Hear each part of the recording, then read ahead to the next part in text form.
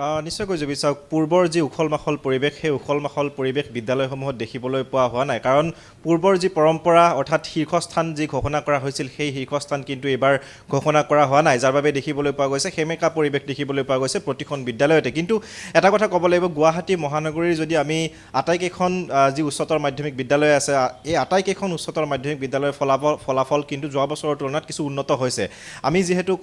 cotton collegiate চৰকাৰী উচ্চতৰ মাধ্যমিক বিদ্যালয়ত উপস্থিত আছোঁ আমি অধ্যক্ষগৰাকী আছে আমি তেওঁৰ সৈতে পোনপটীয়াকৈ কথা পাতিম তেওঁৰ পৰা জানিম তেওঁলোকৰ এইবাৰৰ ফলাফল কেনেকুৱা হৈছে তেওঁৰ পৰা পোনপটীয়াকৈ জানিব বিচাৰিম বাইদেউ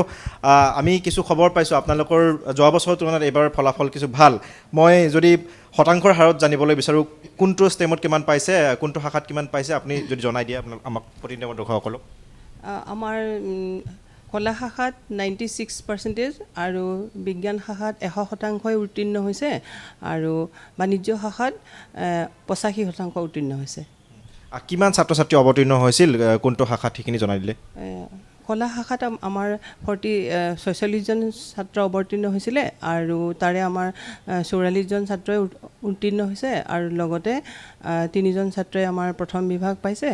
আৰু আপোনাৰ কি কয় দ্বিতীয় বিভাগত 25 জন আৰু তৃতীয় বিভাগত 16 জন ছাত্ৰই উত্তীৰ্ণ হৈছে আৰু বিজ্ঞান শাখাত আমাৰ 30 জন ছাত্ৰই অৱতীৰ্ণ হৈছিলে 30 জন ছাত্ৰই উত্তীৰ্ণ হৈছে আৰু ঠিক তেনেকৈ বাণিজ্য শাখাত আমাৰ 14 জন ছাত্ৰ অৱতীৰ্ণ হৈছিলে তাৰে আমাৰ আমাৰ 14 জন নহয়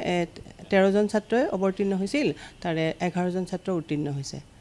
যোৱাবাৰৰ তুলনাত কিন্তু এইবাৰ আপোনালোকৰ ফলাফল কিছু ভাল হৈছে যোৱাবাৰৰ আমাৰ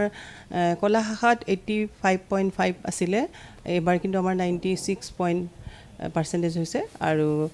ঠিক তেনেকৈ বিজ্ঞান শাখাত আমাৰ যোৱাবাৰতকৈ